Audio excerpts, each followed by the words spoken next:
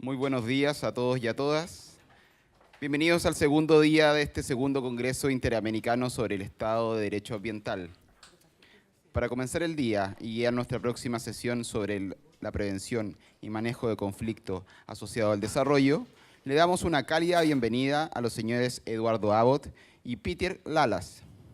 Eduardo Abbott es profesor de la Facultad de Derecho de la Universidad de Georgetown, fue secretario ejecutivo del panel de inspección del Banco Mundial y consultor jurídico de la misma institución. Abbott actualmente es asesor internacional en asuntos de cumplimiento y rendición de cuentas. Además, tiene un grado de licencias jurídicas y sociales de la Universidad de Valparaíso, Chile, y una maestría de la Universidad de Wisconsin. Por su parte, Peter Lalas, consejero de solución de conflictos del Fondo Mundial para el Medio Ambiente, previamente se ha desempeñado como secretario ejecutivo del panel de inspección del Banco Mundial y como asesor jurídico de la Agenda de Protección Ambiental de los Estados Unidos. El señor Lalas tiene un grado de Juris Doctor de la Universidad de Harvard. Los dejo entonces con los señores Abbott y Lalas, quienes también presentarán a uno de los autores que presentarán en esta sesión y se harán cargo de la presidencia de la misma. Muchas gracias. Buenos días. No sé si está funcionando. Sí, buenos días. Bueno, quisiera primero que todo saludar a las autoridades que están acá y a todos ustedes y decirles que en un contexto en que los recursos naturales... ¿Está apagado? No. Hacia arriba, pero... A ver. Más cerca, ahí sí. Ok. Bueno. Señor Abbott, perdona que lo interrumpa. Entiendo que don Sergio quiere hacer un discurso inicial, ¿no? Ok. Okay. Por favor, yo le doy la inmediata. Okay. Bueno, lo que yo quería decir que en un contexto en que los recursos naturales están siendo usados y abusados en términos de consumo y desarrollo, este Congreso tiene una importancia para mí fundamental. Esta mañana vamos a... Yo tenía una nota aquí que Peter Lalas me robó.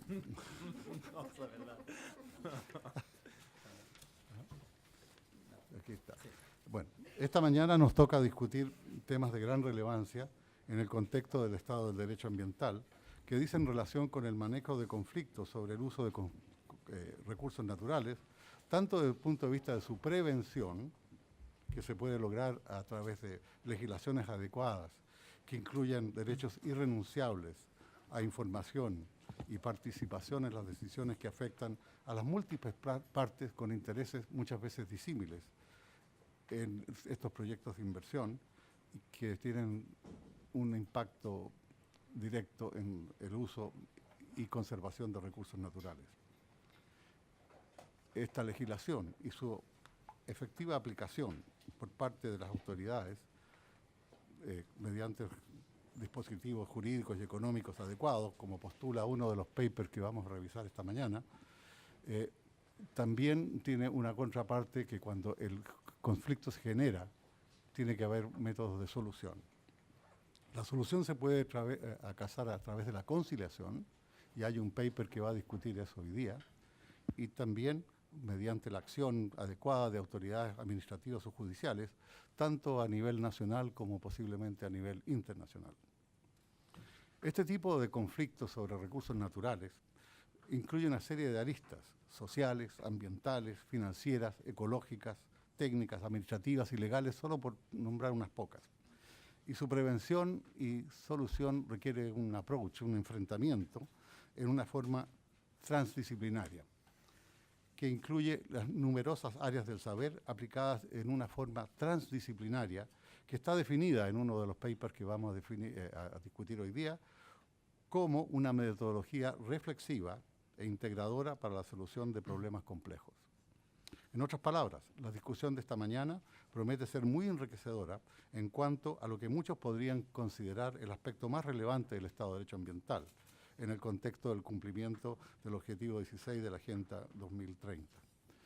Estos recursos, estos conflictos naturales, nosotros con Peter Lalas tenemos bastante experiencia respecto de, más que todo, la solución y no la prevención de conflictos en recursos naturales.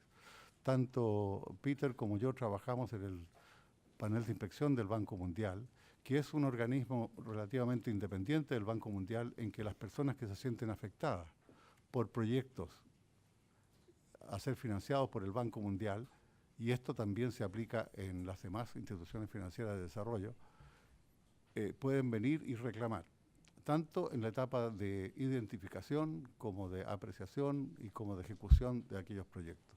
Entonces nosotros participamos en una serie de estos reclamos en su investigación, y hay otros mecanismos también que tienen una instancia de conciliación, o de mediación y de solución, investigación, para ver si se han cumplido o no las políticas y procedimientos de esas instituciones. Lo interesante acá, que el marco de referencia, el marco jurídico para la solución de estos conflictos, no es la legislación local en el caso de las empresas, de las organizaciones internacionales, sino que son las propias políticas y procedimientos de estas instituciones.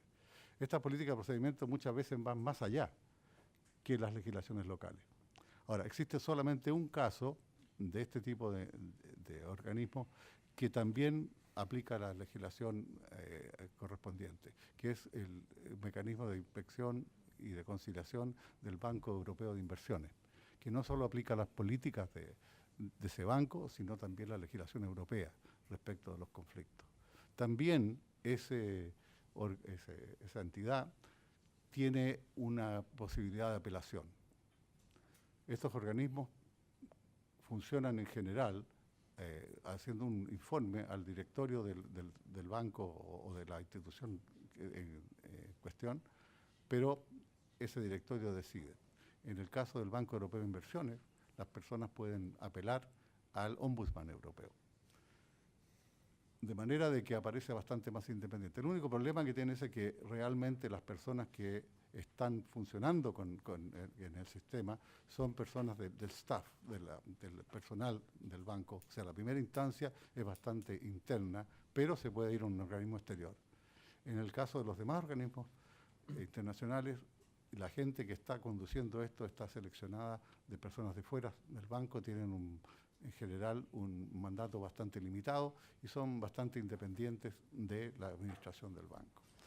Entonces queríamos ahora, voy a dar la palabra al profesor Lalas y después entonces comenzamos con la reunión. Lo único que yo quería decir, que desgraciadamente hoy día no vamos a tener acá a Antonella Furtado y Juan Carlos Sánchez, que presentaron un papel sobre justicia climática y legislación en relación a la experiencia mesoamericana.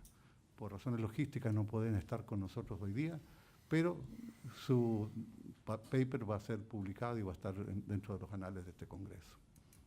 Don Pedro. Okay. Gracias, Eduardo. Buenos días. Very good morning to all. I'm going to switch to English. I hope that's okay. First of all, let me express my big thanks and appreciation to the sponsors who brought us here, to the Supreme Court of Chile and the government, to the terrific panel, and to all of you. It's just great to be here. Perhaps my most important function this morning is to watch the clock, and so I have to watch my clock on myself too, but I will. I just want to add a few words to what Eduardo was saying. The themes presented by today's panel about conflict resolution and addressing conflicts in the context of natural resources are very important in this work, and they're highly relevant to an organization like the GEF, the Global Environment Facility, where I work. I'm an advisor to the CEO of the GEF, and I'm also the Conflict Resolution Commissioner. Just a couple of words about this. The GEF is a financial mechanism for a number of global environmental treaties, the Treaty on Cambio Climático, climate change, on biodiversidad, on dangerous chemicals, mercury, desertification. What we do is we work with governments and partners, implementing agencies, to provide funding to support projects to deal with global environmental problems. We're now in the middle of a replenishment discussion. So every 4 years, the GEF works with donor governments, which is not just the traditional donors, but many, many countries, to provide funding to the GEF so that we can work with countries to support these kinds of projects. Last time, the last 4 years, we had $4.5 billion US, which were matched by co-financing of maybe 50 or 60 billion US. We're now in the middle of seeing what kind of strategic approach for the future programming directions we can emphasize to justify these kinds of resources and to deal with the problems. Just to mention that as we're hearing yesterday and today, conflicts can arise in this work, many different types of conflicts as we try to address global environmental problems and regional environmental problems. The GEF has a couple of ways to handle these conflicts. One of them is our conflict resolution system, which has two parts. One part is that we, the GEF, require the implementing agencies for the GEF to have independent accountability systems. So our implementing agencies include the World Bank, the Inter-American Development Bank, not the OAS, not at the moment, but many, UNEP, United Nations Environment, and many of the UNDP, who work with us. And for them to be able to work with governments and receive funding from the GEF, they need to have an independent accountability and grievance system that allows local communities and people to express their concerns and complaints about a problem in case things are not going well or in case the relevant policies are not being adequately complied with. The second part of the GEF's conflict resolution system is in the GEF Secretariat, where I work, which is this conflict resolution function, which is this idea of mediation and conciliation and bringing parties together. And the purpose of these, am I getting the timer? Yeah, is to give a chance people to have a voice and to have an avenue of recourse. The second thing we do is when we work on projects and programs, we try to reinforce capacity, build regulatory approaches, and support laws, policies, and enforcement so that the work in which that we support has a system in which you have avenues of recourse and ways to deal with conflicts. And lastly, we also try to build awareness that we as human beings are putting a lot of impacts on our planet, and we're pushing some planetary boundaries. And so if we can define a purpose that we all have a collective interest to take action on these, then maybe that will help us realize the urgency of the issue and better deal with conflicts. So that's a little bit about the GEF as an introduction, and I'm excited to hear the presentations. And Eduardo, and to the panelists, let's go. Ok, muchas gracias, Peter. Bueno, vamos a comenzar hoy día. Como les decía antes, Antonella Furlato y Juan Carlos Sánchez no están acá, y Margarita María Restrepo, que es miembro del Congreso de Colombia, ha gentilmente accedido a discutir con nosotros aspectos de la protección del ambiente, los esfuerzos de protección del ambiente de Colombia, cuanto a su legislación y asuntos prácticos de cómo resuelven los conflictos, y también la importancia que tiene la minería legal e ilegal en cuanto a su impacto en el medio ambiente. Margarita tiene estudios de comunicación social y es miembro del Centro de Pensamiento Primero de Colombia.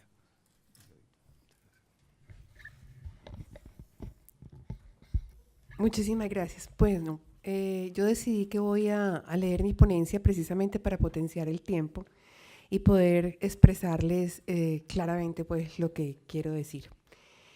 Decía un importante dirigente conservador colombiano del siglo pasado que la humanidad a veces tiende a asignarle una virtud mágica a las normas.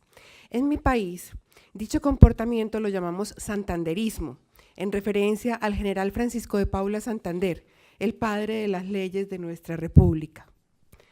Voy muy rápido, es de miedo de Peter. Ok. Ante cada dificultad o desafío, caemos en la tentación de proponer una ley nueva, creyendo con ello que vamos a solucionar todos los problemas. Aquella reacción es en extremo reduccionista a mi manera de ver. No podemos limitar el asunto de la aprobación de las normas, de reglamentos, de protocolos, si no hacemos un especial esfuerzo por educar, por ser coherentes y por capacitar a nuestros conciudadanos. Claro que los marcos legales son importantes, pero más importante aún es el pacto social.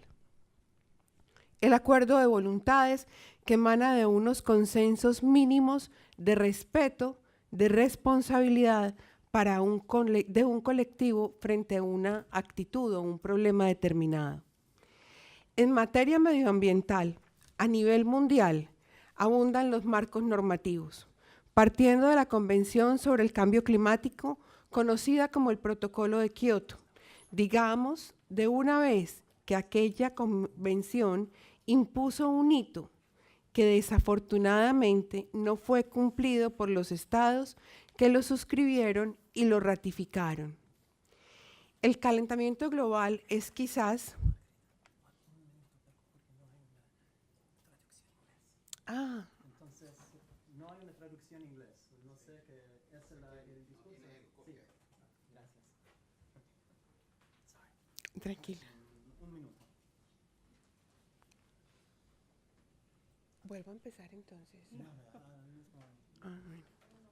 Entiende más de lo que dice. Para respirar.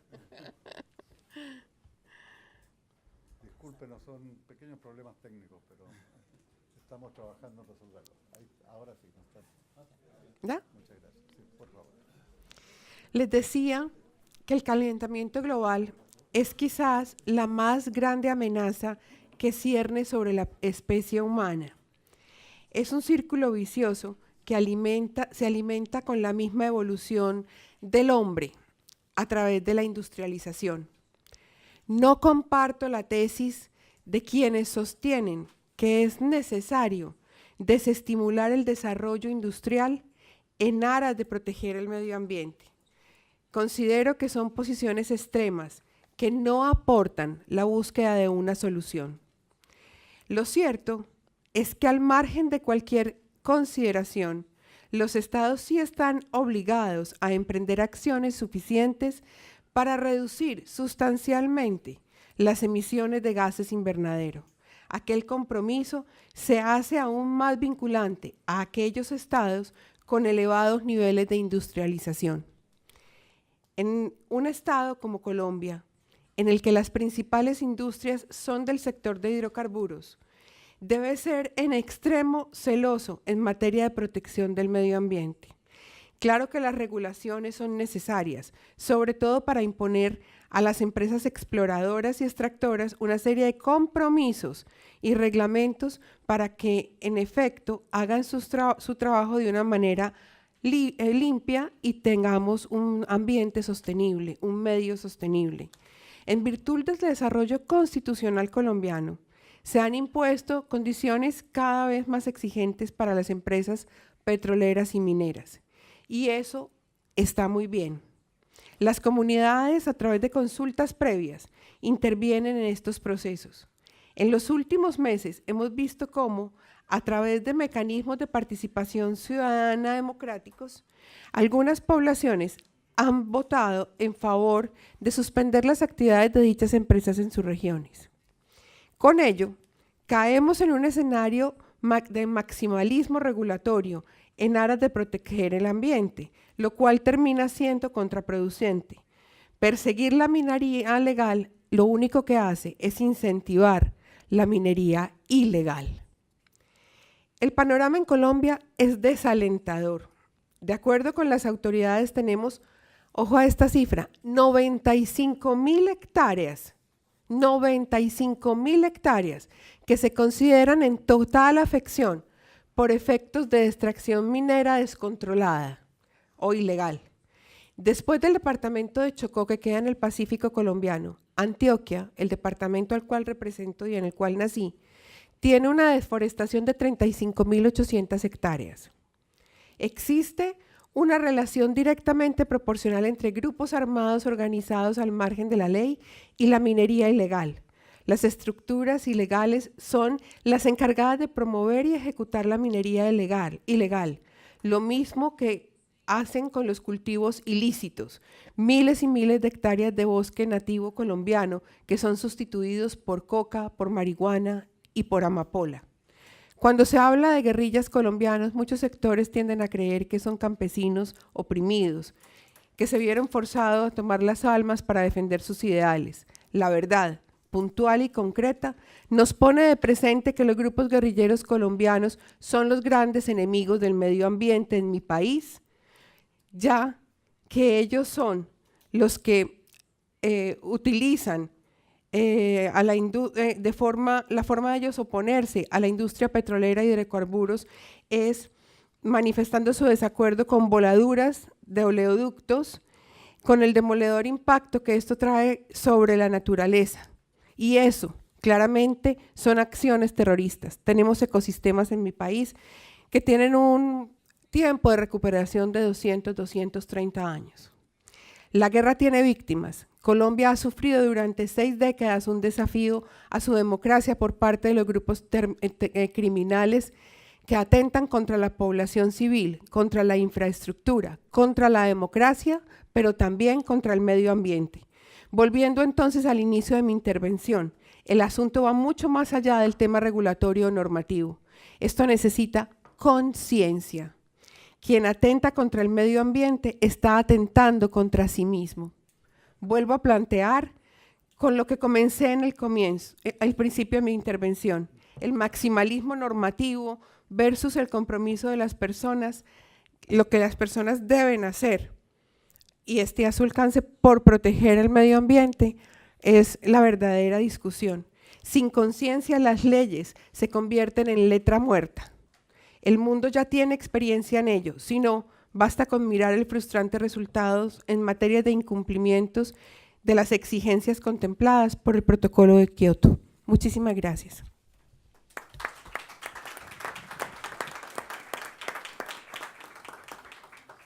Muchas gracias, Margarita.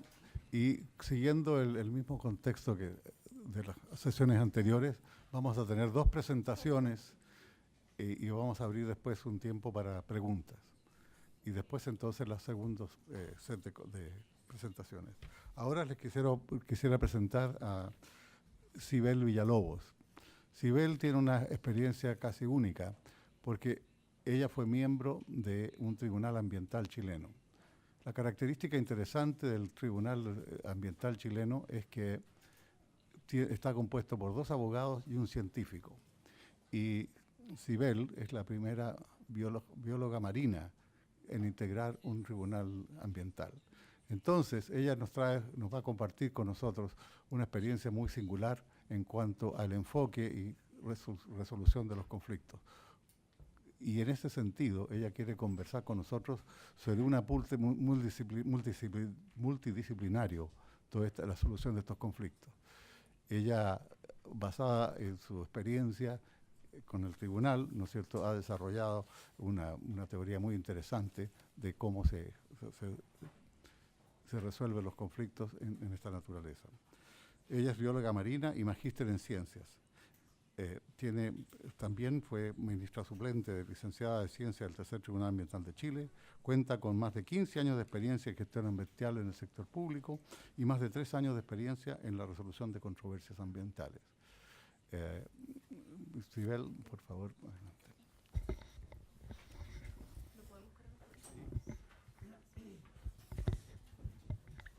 Muchísimas gracias, Eduardo. Muy buenos días a todos ustedes. Tengan un cordial saludo. Quisiera aprovechar la oportunidad también de agradecer a los organizadores y patrocinadores de este evento por la oportunidad de tener un espacio para la conversación y la discusión. Claramente, por ahí va la vía de la solución de los conflictos. De acuerdo a los especialistas y quienes han estado estudiando la evolución de las cortes y tribunales ambientales, hoy día existen más de 1.200 de estos organismos jurisdiccionales en todo el mundo, en más de 44 países. Chile es uno de estos países que ha optado por esta estructura o este modelo de resolver, solucionar problemas y conflictos ambientales. Hay consenso entre estos investigadores de que uno de los tantos elementos que todas las cortes y tribunales ambientales tienen en común en todo el mundo es la incorporación de especialistas en la ciencia y en el derecho en la toma de estas decisiones. Sin embargo, ellos también reconocen que existen diversas formas en las cuales se produce esta interacción, existiendo los consejos asesores, los asesores individuales, paneles de expertos, etcétera, etcétera. Chile es uno de esos 44 países y la fórmula que optó para integrar o acercar la ciencia al derecho es bastante especial y fue muy controvertida. Como ya se indicó, en estos tribunales la integración es mixta. Eso significa que uno de los 3 jueces que decide en un tribunal ambiental no es abogado, es un especialista en medio ambiente. Además, la ley contempla de que en el staff del tribunal tiene que haber un asesor científico y un asesor económico. Por lo tanto, resulta, en primer lugar, evidente, para mí al menos, de que el rol del ministro no es el ministro licenciado en ciencias, no es el de un asesor. Los asesores están dentro del staff del tribunal. Por lo tanto, hay una manera distinta de visualizar la toma de decisión. No es una asesoría, es una integración, es un compartir la idea. Y hacia allá quisiera dirigir el resto de la presentación. ¿Qué nos dice entonces este modelo o esta configuración del tribunal? Que no puede ser que problemas tan complejos como los ambientales, que como se ha dicho ya latamente tienen diversas aristas, sean resueltos desde solamente una sola disciplina. No puede haber monismo disciplinar en la resolución de conflictos ambientales. Bueno, en la historia de la ley que crea estos tribunales, el concepto de multidisciplina aparece mencionado 2 veces, el concepto de interdisciplina aparece también mencionado 2 veces, y el concepto de transdisciplina no aparece mencionado ninguna vez, cosa que me llamó poderosamente la atención. Y me llevó a estudiar qué es lo que pasa con el estudio de la integración disciplinaria en otros países. En Estados Unidos y en Europa se ha avanzado mucho respecto del análisis y la comprensión precisamente de los mecanismos que generan la integración. Y de esta forma existe consenso entre estos especialistas de que hay distintos niveles con distinta intensidad, por decirlo así, de la integración, que son básicamente los siguientes. La multidisciplina sería el más básico de ellos, en el cual tenemos diversas fuentes de conocimiento abocadas a su quehacer y no interactúan entre ellas. Nosotros conocemos muchos equipos multidisciplinarios en que cada especialista hace su parte del trabajo sin necesariamente interactuar con compañeros que están trabajando en algo similar o parecido. El código de este nivel de interacción es la información. Yo genero información, no me interesa quién la reciba, yo estoy para generar información, para generar conocimiento. Avanzando un nivel más tenemos la pluridisciplina, que es un concepto relativamente nuevo, en el cual se entiende que diversas fuentes de conocimiento cooperan entre sí, es decir, distinguen o son capaces de reconocer en el vecino una fuente de enriquecimiento del trabajo. Como acabo de señalar, la palabra clave en este nivel de integración es la cooperación, no necesariamente recíproca. En el caso de la interdisciplina, que es un nivel mayor de complejidad, se entiende que las diversas fuentes de conocimiento interactúan coordinadamente entre ellas desde un objetivo superior. O sea, aquí hay un tema de subordinación a un objetivo y existe como elemento central la coordinación. Como bien señaló Eduardo al principio de la presentación, la transdisciplina, cuando se define, y aquí elegí la definición que a mí más me gusta, no tiene nada que ver con lo que les acabo de señalar. Transdisciplina es una metodología, esta es la palabra clave, reflexiva, integradora, para la solución de problemas complejos. O sea, después de leer esta definición, a mí no me queda ninguna duda, en lo visceral, de que claramente esta es la aproximación que debiese conducir o que debiese orientar la toma de decisiones en la solución de conflictos ambientales debido precisamente a la complejidad. Esto es bastante autocomplaciente, por lo tanto, decidí avanzar un poco más y estudiar algunos aspectos centrales, tanto de la investigación transdisciplinaria, particularmente en sustentabilidad y de las fases del trabajo transdisciplinario, también en materias de sustentabilidad, y me he encontrado con que existe también un paralelismo difícil de obviar. En el caso de los requisitos de la investigación transdisciplinaria, que son 3, aparecen el enfoque de problemas socialmente relevantes, la promoción del aprendizaje mutuo y la generación de nuevo conocimiento. Indudablemente que los problemas que resuelven los tribunales ambientales tienen una profunda relevancia social. Son tan importantes que son levantados desde la sociedad en sí misma. Es la sociedad la que tiene un problema y que está buscando una solución a un conflicto. Respecto del aprendizaje mutuo, el debate que se produce entre profesionales de distintas disciplinas para encontrar una solución acabada, completa, ayer se dijo equilibrada, me gusta mucho ese concepto, produce necesariamente el enriquecimiento recíproco de quienes están interactuando y, por supuesto, un aprendizaje concreto. Y se genera nuevo conocimiento cuando se producen, por ejemplo, cuando se acatan las sentencias, cuando se discuten las sentencias y cuando a través de las vías interpretativas, racionales y de debate se van clarificando estas áreas grises que se producen con los conceptos indeterminados o vagos de la legislación ambiental y aquellos que no tienen solución en el derecho, que tienen solución precisamente en la ciencia. Ahora, respecto de las fases del trabajo transdisciplinario, que son 3 también, consisten en la demarcación del problema, la co-creación de una solución y la aplicación del conocimiento nuevo, el paralelismo es nuevamente evidente. A mí no me cabe ninguna duda de que en la medida que se identifican, por ejemplo, los hechos sustanciales y controvertidos en una causa, se está generando esta demarcación del problema. Cuando se produce el debate en todos los ámbitos, se crea una solución diferente y se aplica conocimiento nuevo. Aun cuando las sentencias de los tribunales ambientales son revisadas por tribunales superiores, lo que se hace es estudiar el valor argumentativo de cada sentencia, por lo tanto, las ideas se plantan y empiezan a generar cosas nuevas. Bueno, con este breve ejercicio que traté de hacerlo lo más objetivo posible, creo que se puede sustentar la hipótesis de que el estudio transdisciplinario o la transdisciplina como metodología ciertamente viene a cooperar, a ayudar y a respaldar el trabajo que se está haciendo en los tribunales ambientales. Existe hoy día entonces un marco metodológico que promueve la coherencia, que promueve la integración que merece ser estudiado y así como en otros países ha contribuido a la investigación en materias de sustentabilidad, ¿por qué no entonces pensar de que esta área va a poder aportar en el desarrollo de un marco transdisciplinario específico para la resolución de conflictos ambientales en sede jurisdiccional? Hoy día no existe un manual de transdisciplina para el derecho ambiental. Eso no significa que no pueda existir en el futuro. Quisiera terminar con un par de breves reflexiones.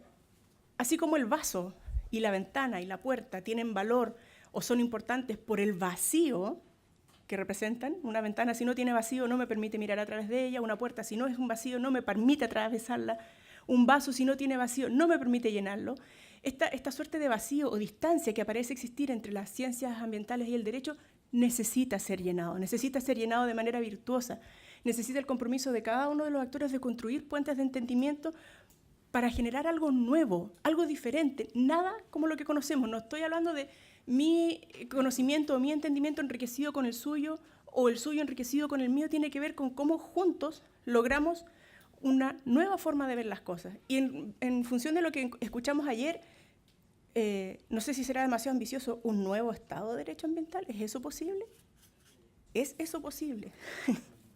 Hace cosa de meses, la Agenda 2030 para el Desarrollo Sustentable nos presentó un desafío que me parece extremadamente grande, complejo, que es el de cambiar el mundo. Ese es el mensaje, vamos a cambiar el mundo.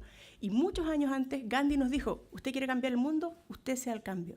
Entonces, indudablemente tenemos enfrente un camino gigantesco, desafiante, pero que debemos recorrer en compañía recíproca y mutua. Muchas gracias.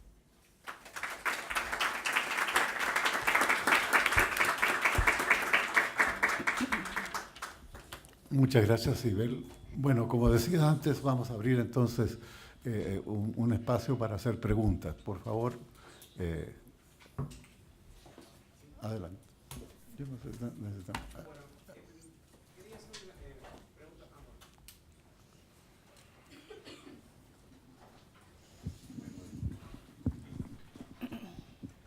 Gracias. Buen día. Digamos, la pregunta quería a la señora Sibel. Me encantó, digamos, el planteo y me surgieron como muchas preguntas, pero voy a intentar resumirlas en 2. El primero es si, digamos, esta transdisciplina con metodología está planteada dentro de un proceso, por ejemplo, de mediación o dentro de un proceso de conflictos entre partes, ¿sí? De un problema de daño ambiental y demás, y dentro de ese proceso, ¿qué aporta la transdisciplina? ¿Si mejores herramientas para una solución o como disciplina de solución, ¿sí? En 3 partes. Esa es la primera pregunta. Y la segunda es sobre este punto que usted señaló, este enriquecimiento, digamos, que es necesario enriquecerlo, ¿no? Usted hacía la analogía con el vaso y de que ingresen de alguna manera, digamos, que sea un ingreso virtuoso de información y de trabajo, pero ¿qué pasa cuando a veces hay una de las partes donde está muy apoltronada, si se quiere, digamos, en su creencia, en sus derechos, en su posición, y cómo usted ve, digamos, este trabajo o este aporte de la transdisciplina en este tipo de escenarios. Gracias. Bien. Difícil pregunta, voy a tratar de hacer una respuesta lo más sintética posible. En relación al ámbito en el cual yo estoy empezando a estudiar el concepto de transdisciplina, es en la investigación y en la aplicación de instrumentos para la sustentabilidad. Y el principal enfoque tiene que ver con la integración de diferentes niveles de conocimiento y de diferentes fuentes de conocimiento, y uno de los elementos más simbólicos tiene que ver con la incorporación de la ciudadanía, que es un concepto que también se discutió ayer, y de cómo personas que no están educadas en el sentido formal tienen un enorme bagaje de conocimiento de cosas que las personas que sí estamos educadas no tenemos. Y cómo la combinación de estos dos tipos de conocimiento, el formal y el informal, el personal, generan realmente posibilidades de encontrar soluciones diferentes a las que emanan de cada uno de estos mundos. Entonces, ¿qué es lo que produce? Produce una mejor decisión, más acabada, más enriquecida en sí misma y más competente para hacerse cargo de las diversas aristas que pueda tener, en este caso, la planificación territorial, la evaluación de impacto ambiental. A esos instrumentos se refiere, o en esos instrumentos yo he estado analizando cómo se produce. Ahora, respecto de este concepto del enriquecimiento, yo mencioné de que los distintos niveles tienen distintos paradigmas o palabras clave que tienen que ver con la información, la cooperación, la coordinación. Bueno, la transdisciplina no se logra ni con información, ni con cooperación, ni con coordinación. La palabra clave del enfoque transdisciplinario es el empoderamiento. Y esto es tan complejo porque tiene que ver con un aspecto muy fregado al ser humano, que es la generosidad. Yo no voy a trabajar transdisciplinariamente para empoderarme, yo voy a trabajar transdisciplinariamente para empoderarles. He ahí el desafío.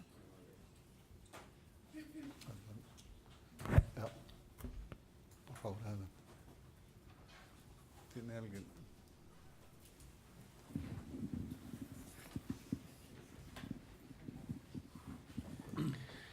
Gracias, buenos días. Muy interesantes las dos presentaciones que de alguna manera remueven aspectos jurídicos que estamos considerando. Quería hacer una pregunta para cada una. Para la diputada quería preguntarle si los dos aspectos que plantea entre reglamentación y aplicación los plantea como antítesis o como la necesidad de un equilibrio entre reglamentación. Me gustaría que definiera un poco su presentación hacia uno de los aspectos. Y para la doctora Villalobos, tengo una pregunta. En realidad son tres pequeñas consideraciones. La primera es, ¿cómo se toman las decisiones en estos tribunales en Chile? Si es por mayoría, ¿podría ser 2-1? La segunda pregunta es, si el tercer miembro del tribunal no debe ser abogado, esa es la regla, o si debe ser, o si puede ser abogado, pero tiene que tener alguna especialización científica, no jurídica. Y la tercera es si el tercer miembro no abogado recibe alguna capacitación jurídica o si se le pide tener alguna capacitación jurídica previa. Muchas gracias.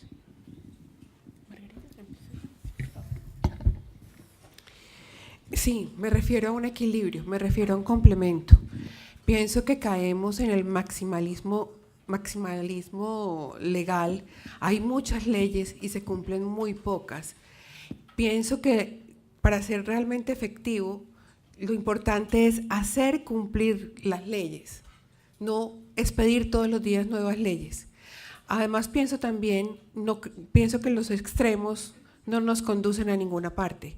Entonces sí pienso que debe haber un equilibrio entre lo que se legisla y lo que se ejecuta. Y sigo considerando que la base del derecho ambiental tiene que ser la formación, tiene que ser la educación de los ciudadanos y ser conscientes que si el medio ambiente está en peligro, pues nosotros también estamos en peligro. Pero es un tema de convicción y que no tiene por qué reñir cuando hay una buena manera, cuando hay una buena forma, cuando hay una buena formación y educación. El progreso no tiene por qué reñir con el medio ambiente. Gracias. Bien, vamos a ir punto por punto. Respecto de cómo se toma la decisión, quisiera primero mencionar de que la ley de los tribunales ambientales tiene solamente 2 reglas respecto de este tema. Uno, que las sentencias tienen que expresar claramente los fundamentos técnicos conforme a los cuales se está pronunciando. Ese es un requisito, por lo tanto, tiene que haber expresión de los elementos técnicos. Y, tal como usted señaló, las decisiones se toman por mayoría. Sin embargo, no hay ninguna restricción a que esa mayoría sea monodisciplinaria. Es decir, que 2 abogados decidan en un sentido y el no abogado, el científico, decida en otro. Es una materia por explorar, quizás. No tengo una idea al respecto. Es una noticia en desarrollo, por decirlo de alguna forma. Lo que sí es una realidad es que la toma de decisión se produce después de un intenso debate. En el cual tanto los asesores del tribunal, que como ustedes ya ven existen especialistas en Derecho, en Medio Ambiente y en Economía, así como los ministros, en los cuales también existimos profesionales especialistas en Economía, en Medio Ambiente y en Derecho, estamos discutiendo y elaborando una solución tal como nos ha encargado el legislador, acabada y razonable. Respecto a los requisitos legales, el tercero, no abogado, el no letrado, tiene que ser un licenciado en ciencias, ese es el mandato legal. Y si uno es exquisito en el lenguaje, bueno, las ciencias jurídicas también son ciencias, uno pudiese pensar de que sería perfectamente posible. Sin embargo, lo que se ha establecido es que dentro de las ciencias aparecen las ciencias económicas y las ciencias ambientales o las ciencias naturales. No ha existido todavía en la conformación de los tribunales ambientales en Chile de que este tercer cupo del no letrado haya sido ocupado por alguien que tenga el título de abogado. Ahora en que el conocimiento avanza y es factible estudiar muchísimo por una serie de barreras que se han derribado, no me sorprendería que empecemos a encontrar profesionales que tienen ambas profesiones, ¿no? Por lo tanto, no creo que pueda ser un abogado especializado. Y respecto de la última pregunta sobre la capacitación jurídica, tampoco es requisito, ni en la ley ni en los concursos que se han levantado, los concursos públicos que se han levantado para proveer estos cargos. Y no sé si sea necesaria esta capacitación jurídica, porque para quien ocupe este cargo de juez no letrado de un tribunal ambiental, la capacitación se va a producir sí o sí on the job, como dicen los gringos. No, es imposible no aprender. A mí me sorprendo yo de mí misma cuando converso con familiares, con amigos, con mis propios colegas, cómo el léxico cambia, cómo la forma de pensar cambia, cómo se produce una plasticidad mental que creo que es enormemente necesaria, una vez más, para buscar mejores soluciones. Muchas gracias, Sibel. Estamos con un poco de atraso en el programa, así que vamos a recibir 1 o 2 preguntas más, nada más, y voy a pedir a los participantes que sean lo más escuetos en las respuestas. Gracias.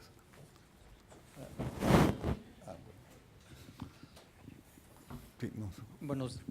Buenos días. Soy Gustavo Alanís del Centro Mexicano de Derecho Ambiental. Me gustó mucho el concepto de nuevo estado del derecho ambiental. Cuando lo dijiste, grité casi y dije estoy de acuerdo completamente con eso. Y quisiera preguntarte qué debemos de entender por eso y qué espacio le ves ahí a la aplicación y el cumplimiento efectivo de la legislación ambiental, lo que llaman los americanos el enforcement, ¿no? Porque llevamos 25 años, por lo menos yo, en estos temas y el enforcement sigue siendo muy pobre. Tenemos grandes debilidades en aplicación y cumplimiento efectivo de las leyes y los reglamentos ambientales y no quisiera que llegáramos en 25 años a decir que estamos igual, ¿no? O sea, hace 25 años me hubiera imaginado que las cosas iban a ser completamente diferentes y que realmente la legislación ambiental iba a ser aplicada. Entonces, me preocupa mucho que seguimos hablando de estos temas y no veo los avances que deberíamos estar viendo. Y por eso me gustó tu concepto del nuevo estado del derecho ambiental y reitero, ¿cómo ves ahí la parte de aplicación y cumplimiento de la legislación ambiental? Gracias. Bien, este concepto del nuevo Estado no estaba pensado. Fue una cosa que se produjo ayer después de haber escuchado las presentaciones del doctor Bermúdez y del doctor Lorenzetti, en los cuales ellos se refirieron a cosas que están estrechamente ligadas. El profesor Bermúdez habló de estos 4 niveles o estas 4 instancias perfectibles en que habló de la creación de leyes eficaces, el control de estas leyes, la aplicación por parte de la administración y después la corrección por parte de la judicatura. Y después el ministro Lorenzetti habló del diálogo. Entonces ahí está, para mí es demasiado evidente, me cuesta no verlo. Es precisamente entre estos niveles donde tiene que producirse la interacción virtuosa, como le llamo yo, la interacción empoderadora, la interacción modificadora. Y respecto de la segunda parte de la pregunta, yo creo que el profesor Bermúdez ayer nos dio un ejemplo maravilloso. Hay que fiscalizar al fiscalizador. Creo que esa es una muy buena manera. Tenemos que ser capaces de ver nuestros errores, tenemos que ser capaces de corregirlos. Y una vez más siento de que existe hoy día un marco conceptual o un marco metodológico que nos da muy buenas herramientas. El primer obstáculo a vencer creo yo que es uno mismo. Y quiero un ejemplo quizás muy chistoso, ¿no? La gente que me conoce sabe que me gustan los ejemplos divertidos. Yo estoy consciente que tengo sobrepeso, por ejemplo. Deseo profundamente ser delgada. Lo deseo, pero con todo el alma. Creo que es mi deseo más profundo. ¿Y dónde está mi voluntad, Señor? ¿Dónde están mis acciones? Está en mis manos la solución al problema. Entonces, si nosotros somos capaces de encontrar por qué no tenemos la voluntad para seguir nuestros deseos y para concretar aquellas cosas que sabemos que tenemos que hacer, el problema va a seguir sin solución. Y aquí aparecen nuevas disciplinas. La psicología, por ejemplo. No sé cuántos psicólogos hay en la sala. ¿Cuántos psicólogos hay trabajando en resolución de controversias ambientales?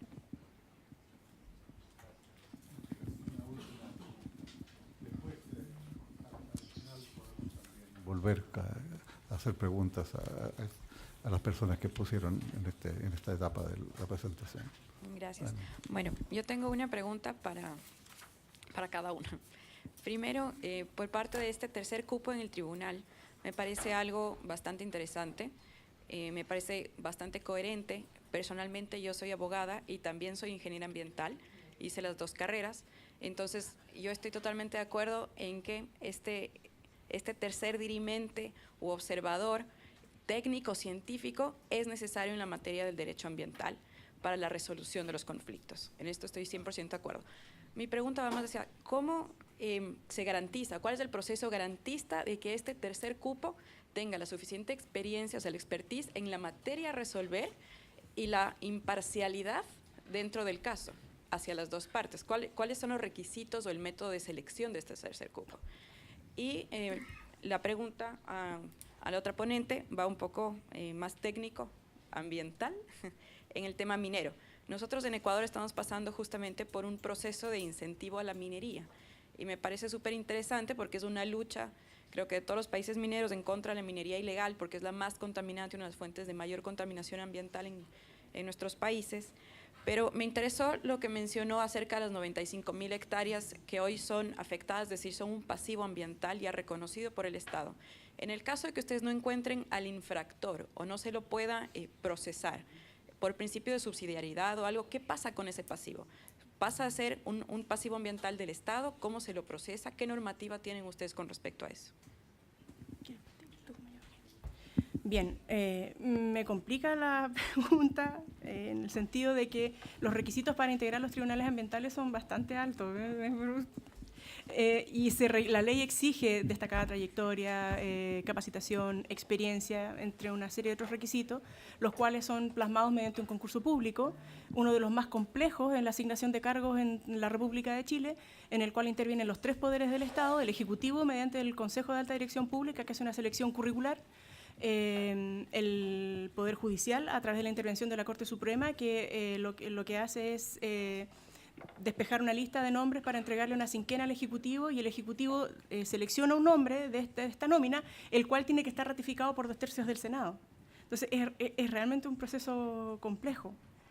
Y creo que es así de complejo porque busca garantizar precisamente aspectos de esta naturaleza, la capacidad técnica, la imparcialidad, y en el caso de la ciencia, creo yo, un poco más sencillo que en el ámbito del derecho, y es, por supuesto, es todo un tema debatible, producto de la objetividad, en el sentido de que a nosotros en ciencia se nos enseña mucho que las cosas son o no son, y si tienes dudas, bueno, ¿dónde está la prueba? ¿Dónde está la evidencia? ¿Dónde están los datos? Y ahí también se produce otra fuente importante de aprendizaje para la administración, para la comunidad, en el sentido de que con qué datos estamos tomando decisiones. ¿Son suficientes? ¿Son insuficientes? ¿Están bien analizados? ¿Están mal analizados? Entonces, tengo yo la sensación, y me complica decirlo en tan primera persona, de que sí la ley ha tomado los resguardos para velar por la integridad de quienes componen estos tribunales.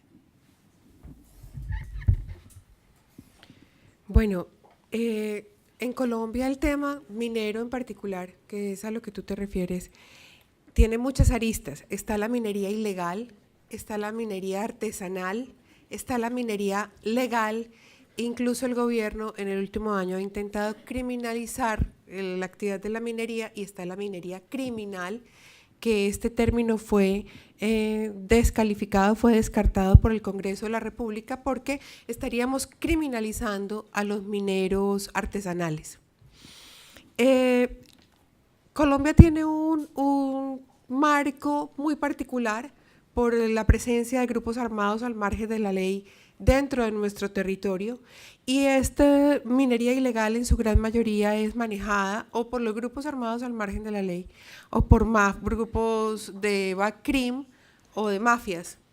Entonces, sí es perseguido, sí es criminalizado, sí es sancionado, pero la mayoría de las veces es son burladas la responsabilidad que se tiene a las autoridades, ya sea porque definitivamente por miedo de las mismas autoridades a intervenir en las zonas, porque donde hay más minería también son zonas que coincidencialmente, entre comillas, están habitadas por estos grupos armados al margen de la ley, o porque son comprados. En consecuencia, definitivamente el Estado termina pagando el pasivo de la minería ilegal en Colombia. Muchas gracias. Ahora vamos a pasar a la segunda parte de esta sesión. Le voy a ofrecer la palabra a Angelina Valenzuela, que ha escrito un paper muy interesante sobre la conciliación como un método de resolución de conflictos ambientales.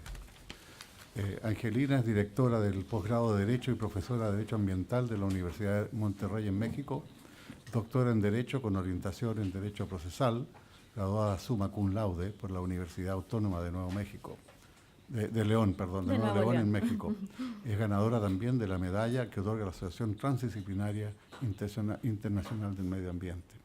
Angelina, desgraciadamente estamos con presión de tiempo, sí. Así es que Peter Lara va a estar, pero por favor, adelante. Muchas gracias, gracias.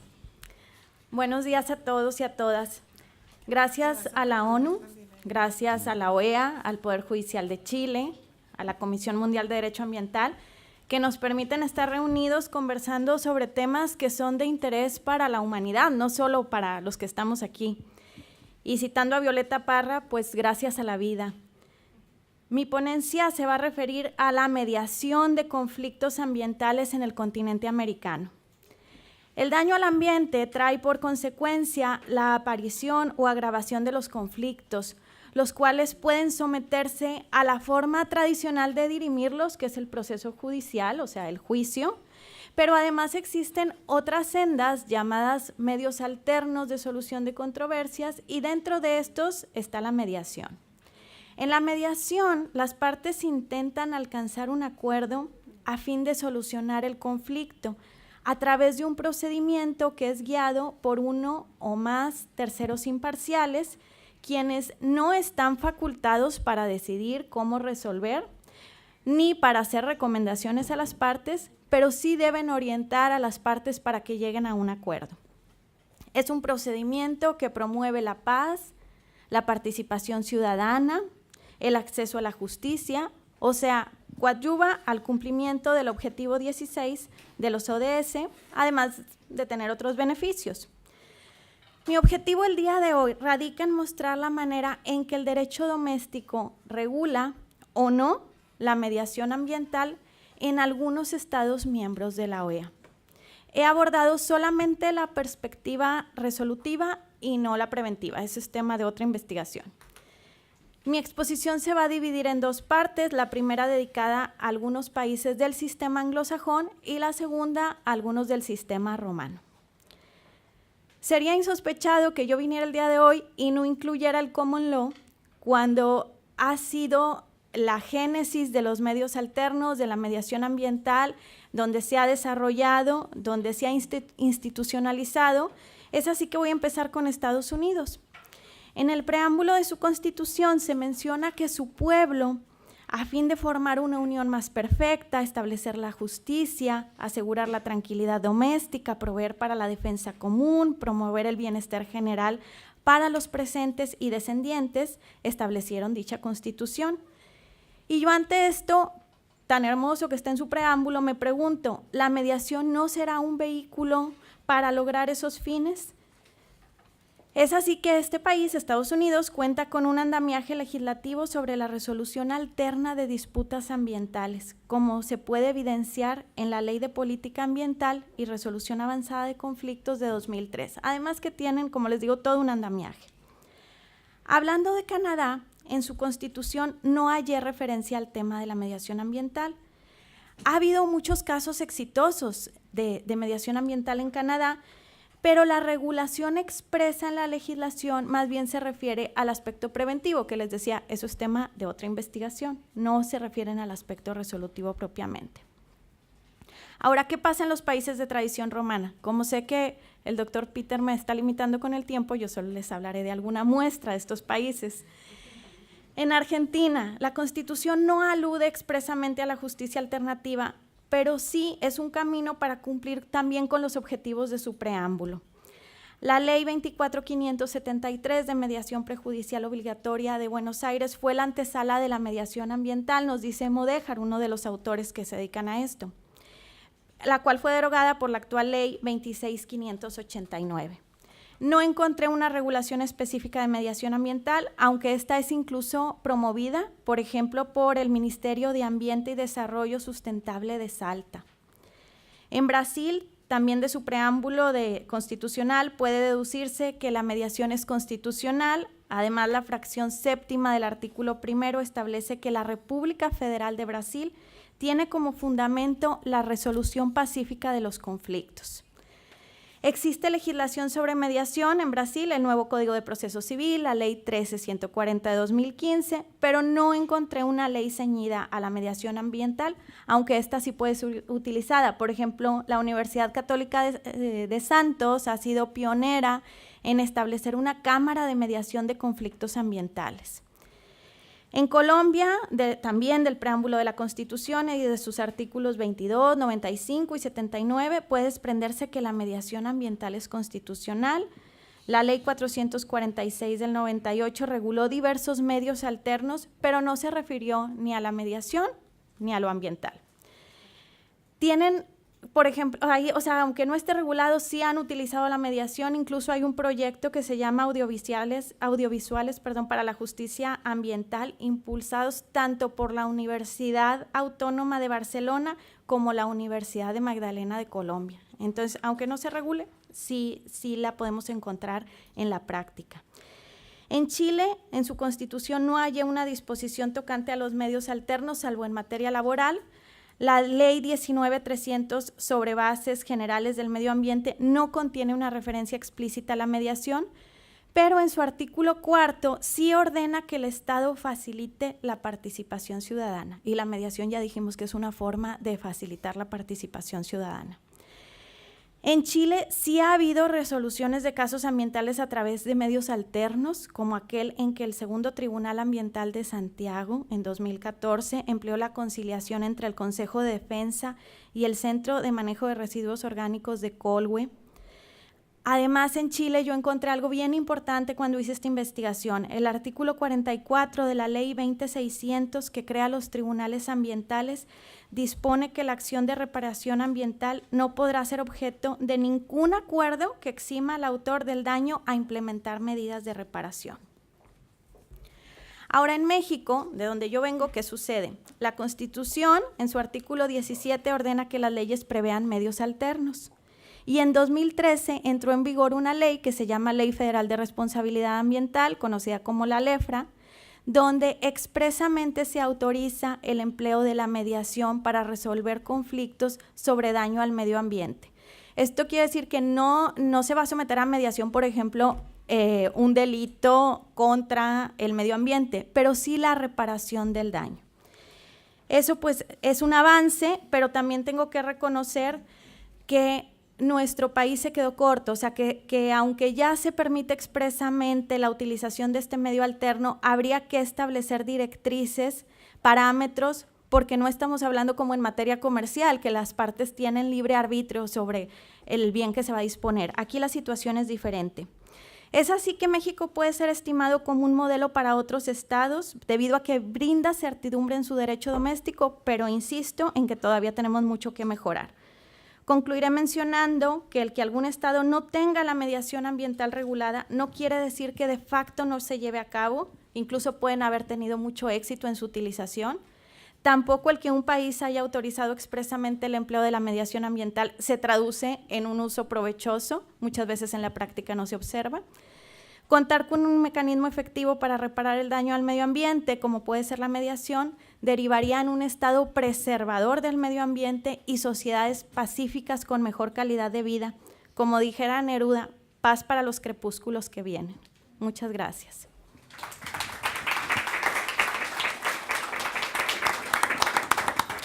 Bueno, hasta ahora hemos hablado en términos generales sobre la prevención y manejo de conflictos en recursos naturales. Ahora el profesor Ricardo Serrano nos va a presentar conflictos más, un approach bastante más concreto respecto a estos conflictos en su paper que se llama Los conflictos socioambientales mineros en los países de la Alianza del Pacífico, a propósito de la implementación del objetivo 16 de la Agenda 2030. Ricardo es profesor de especialización de Derecho de los Negocios en la Unicinos de Brasil, candidato a doctor de Derecho por la Universidad Federal de Río Grande do Sul y también becario del gobierno de Brasil para estos aspectos. Tiene un magíster en Derecho Económico y Socioambiental de la Pontificia Universidad Católica de Paraná, en Brasil. Ricardo. Buenos días a todos. En primer lugar, agradezco las palabras del profesor Eduardo y propiamente la invitación de la Organización de los Estados Americanos.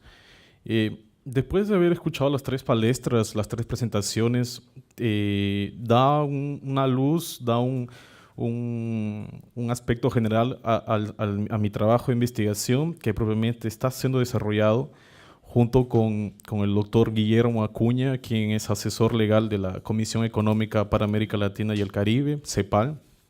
Así que el trabajo no está concluido al 100%, pero yo creo que en un mes, si nos dan un poco más de plazo, quizás sí.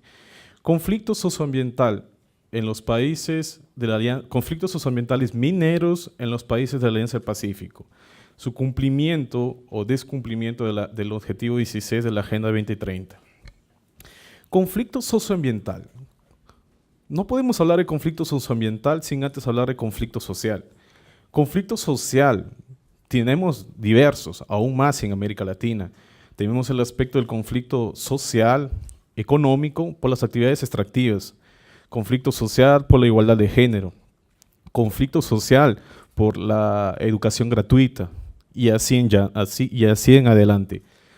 En lo que se refiere al conflicto social por actividad económica, sea a través de la actividad gasífera, petrolífera, minera y energética, eso está dentro de las actividades extractivas como un conflicto socioambiental. Pero en este momento quiero hablar específicamente de uno, ser aún más específico, que el conflicto socioambiental minero. Para analizar un conflicto socioambiental minero, en primer lugar tenemos que tener tres ejes fundamentales. Tenemos que hablar de un aspecto sociopolítico, socioeconómico y propiamente socioambiental. No podemos separar esas tres relaciones fundamentales en lo que se refiere a los conflictos socioambientales. Decir que es multidisciplinar y que es interdisciplinar es muy relevante al momento de una sentencia, propiamente de un tribunal jurisdiccional, como mencionó la colega. Pero yo creo que el problema va mucho más que eso en toma de decisiones jurisdiccionales. Está más relacionado desde el inicio donde se encuentra el problema, el conflicto. Para eso, nosotros dividimos en 3 momentos, 3 escenarios de ese conflicto socioambiental. En primer lugar, tenemos un escenario desde la exploración minera. En segundo lugar, tenemos un escenario desde la generación del conflicto y por último tenemos el escenario que la ONU está promocionando mucho en lo que se refiere a las sociedades inclusivas. Entre el punto intermedio entre exploración minera y conflicto surge propiamente el proyecto minero, que vendría a ser un preconflicto. Aún no tenemos una relación tensa entre el mercado, Estado y sociedad. Luego tenemos un segundo punto que está relacionado en el medio entre el conflicto y la sociedad inclusiva, que ya vendría a ser la generación de las tensiones entre el proyecto o operación minera. Tenemos que tener en claro ese punto porque de esos 3 escenarios va a determinar en qué momento se va a estructurar los mecanismos de prevención y control de esos conflictos para una resolución de los problemas. ¿Por qué? Porque las externalidades negativas no surgen propiamente desde el conflicto post-conflicto, ex-post externalidad, sino surge desde la prevención, desde ese punto medio entre exploración minera y antes del conflicto. Nosotros, desde un punto de vista jurisdiccional como abogados, siempre vemos el post-conflicto, jamás analizamos una prevención del conflicto. Entonces, eso es relevante desde un punto de vista de un problema, de un primer problema y sobre un segundo problema, ex ante y ex post. ¿Por qué? En el ex post es ahí donde se genera una pluriofensividad de derechos fundamentales. La minería específicamente genera una pluralidad ofensiva en cuestiones de derechos del agua. Después vamos a analizar punto por punto cuáles son esos principales conceptos, los impactos. Nosotros no podemos hablar solo de un discurso de protección ambiental sin saber cuál es el impacto, cuáles son los datos, cuál es la información, cuál es la estadística. Como abogados, como economistas, como administradores, como ingenieros, como arquitectos, es fundamental ese aspecto.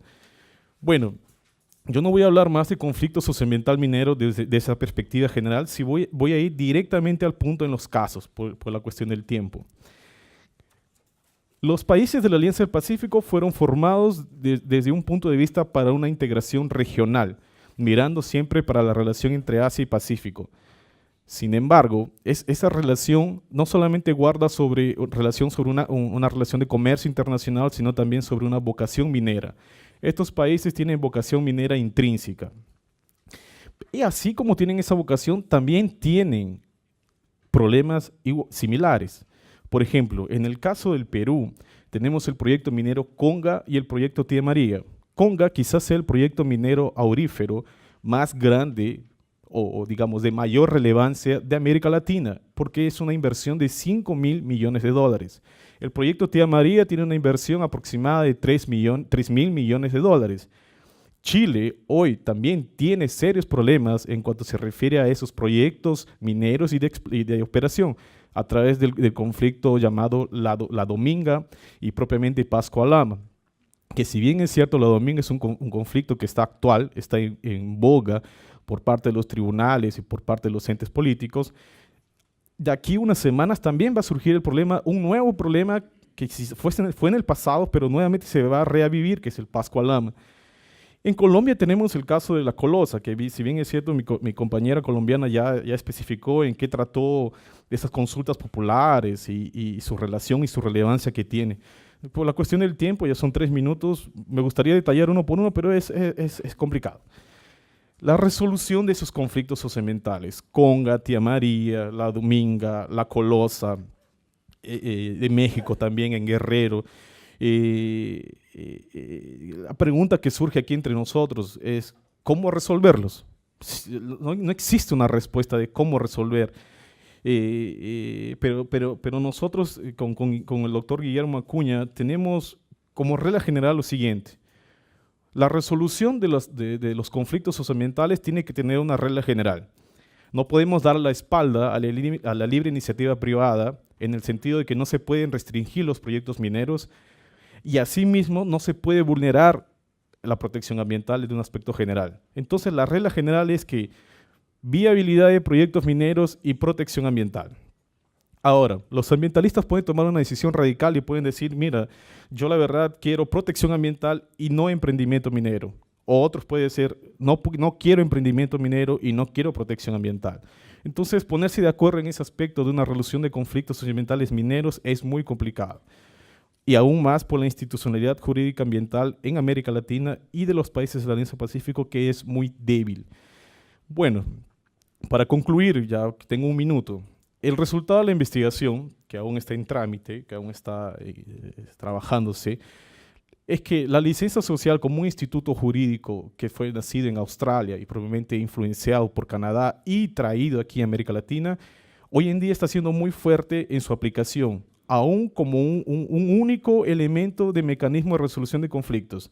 La licencia social dentro de los países de la Alianza del Pacífico solamente está siendo aplicado en Colombia y esto es solamente en los primeros últimos meses a través de las decisiones de la Corte Constitucional de ese país.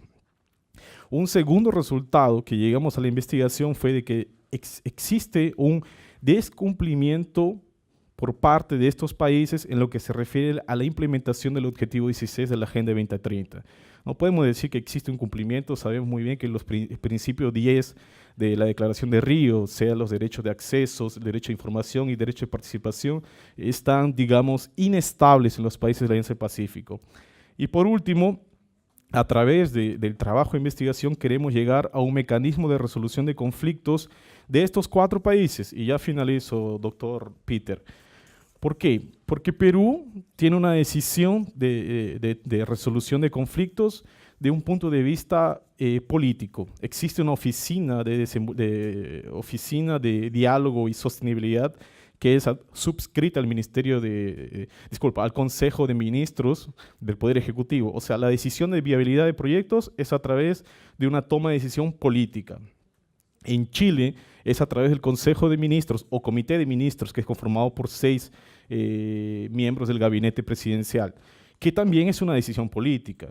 En Colombia es una decisión en los últimos meses sobre un consejo municipal a través de consultas populares. O sea, es una mixtura entre una decisión de resolución de conflictos política y propiamente social, popular, que si bien es cierto sería lo ideal, pero también Colombia está restringiendo proyectos mineros que beneficiaría al país, no a la comunidad local específicamente, sino a un país entero. México ya es un país que tiene las mismas características que Perú, que existe un organismo específico para resolver esos conflictos, pero también la decisión siempre es política, no es técnica. El problema está en ese punto. Yo agradezco la atención de cada uno de ustedes y bueno, me hubiese gustado explicar todos los casos, pero es el tiempo. Muchas gracias.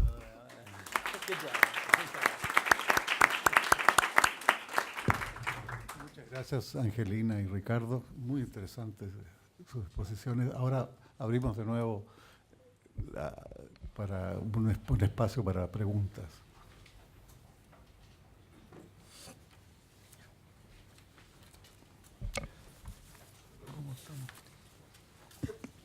Muchas gracias, buenos días. Escuchando sus interesantes ponencias, quería hacer, primero es un planteamiento que les tengo y tal vez escuchar recomendaciones. No sé si es más bien una pregunta. En Guatemala se ha dado un conflicto en que las cortes actuales han suspendido proyectos, tal vez no proyectos, ya hidroeléctricas funcionando, proyectos mineros funcionando, después de tener toda la permisología hecha por las autoridades competentes.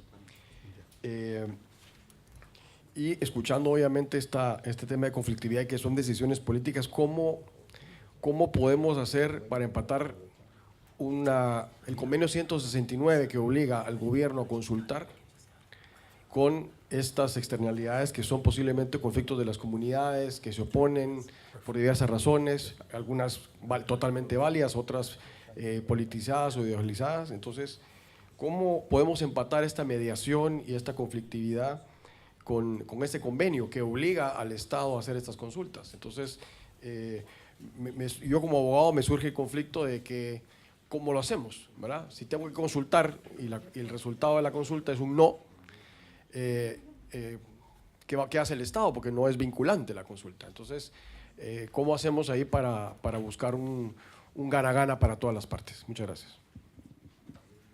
¿Puedo responderle? Hagamos un par más de preguntas de manera que tengan más tiempo para responder.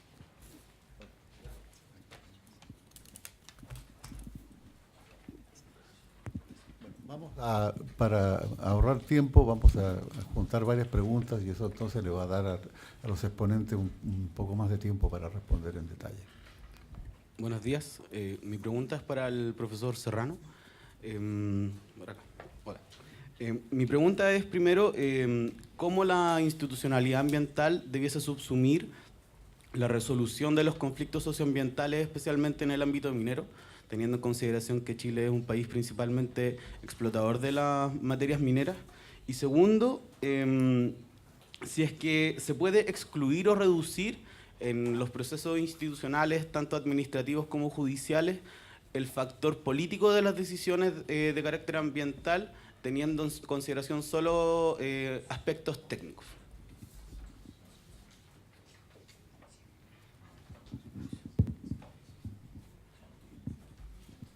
Gracias, buenos días. Mi nombre es Salvador Nieto, de la Comisión Centroamericana de Ambiente y Desarrollo. Felicidades a todos los panelistas. Yo, con relación a la consulta pública y las implicaciones en un proceso de minería, quería comentar una historia brevemente. En El Salvador hubo un caso de suspensión de la aplicación de la ley de minería de facto. Uno de los gobiernos tomó la decisión de realizar, previo a decidir qué hacer una evaluación ambiental estratégica, y sucedió justo lo que decía el colega. La mayoría de las personas estaban en contra de la actividad. Al final, lo que genera la evaluación ambiental estratégica son escenarios, son 4 escenarios, pasaron varios años, pero al final el resultado fue que este año terminaron decretando una prohibición de la minería metálica. En realidad, aunque la consulta no era vinculante, yo me imagino que una de las cosas que el gobierno consideró a la hora de proponer la ley y que esta fuera aceptada por el Congreso fue que efectivamente la población estaba en contra. Entonces, también quisiera escuchar sus comentarios alrededor de eso. ¿Qué pasa cuando realmente, cuando se hacen consultas, sobre todo en un tema como este, muy probablemente las comunidades van a inclinarse a un no? Entonces, ¿cómo se ve en ese caso? ¿Cuál es la experiencia que ustedes han tenido en cómo los diferentes marcos legales de América Latina o en general del mundo abordan este tema? Gracias. 2 preguntas más y cerramos. Sí, buenos días y muchas gracias. Sobre el tema de los 2 últimos expositores del tema de la conciliación, mediación. Es decir, es un comentario y una pregunta. El comentario es, finalmente la conciliación y la mediación son mecanismos alternativos de solución de conflictos. Pero para que haya solución de conflictos se requiere de 2 partes claramente identificadas. El problema es que los conflictos ambientales, cuando están en lo social, solo hay una parte identificada, que puede ser el Estado o el promotor del proyecto. La comunidad es un concepto que a veces no tiene la personería jurídica. Esto obviamente lo comento desde la perspectiva de Colombia, en la medida en que allí cualquier persona puede iniciar algunas acciones tendientes a suspender un proyecto, en la medida en que dice ser representante de la comunidad.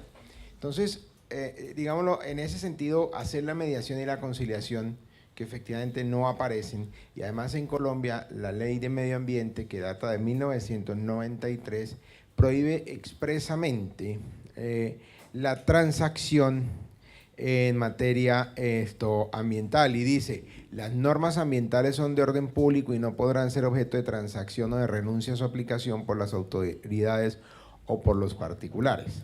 Entonces eso plantea un problema en la conciliación y en la mediación, y sobre todo porque en Colombia, como en otros países, el derecho al medio ambiente es un derecho colectivo, es decir, de última generación, pues. Entonces, ¿cómo resolver estos problemas, cierto, de la mediación y o conciliación, que además no son lo mismo, sí, muy parecidos, pero no lo son? Sobre todo cuando, como decía algún expositor en Colombia, un especialista en estos temas, no, la conciliación no es jurídica, porque ahí es donde entra el tema jurídico, no es el abogado el que va a hacer la conciliación, sino tiene que ser más interdisciplinario y acudir a otras. Entonces, ¿cómo resolver esos problemas, cierto, de ese tipo de conflicto social, que es distinto al del daño ambiental, donde el daño ambiental sí tiene que ser identificado y por lo menos probado? Ese es otro tema y es fácil. Entonces, ¿cómo resolver esto en la medida en que hoy en día, para evitar las consultas que se están dando en muchos países, la mediación y la conciliación serían un buen mecanismo antes de recurrir o a consultas populares o a casos ya más fuertes de litigio, de acciones judiciales de acuerdo a cada país? Veo que hay mucha gente interesada en hacer preguntas. Si las organizadoras de este congreso nos dan la venia, podríamos ahora contestar esas preguntas y abrir después para 2 o 3 preguntas más. Todos los exponentes van a ser muy escuetos en las respuestas.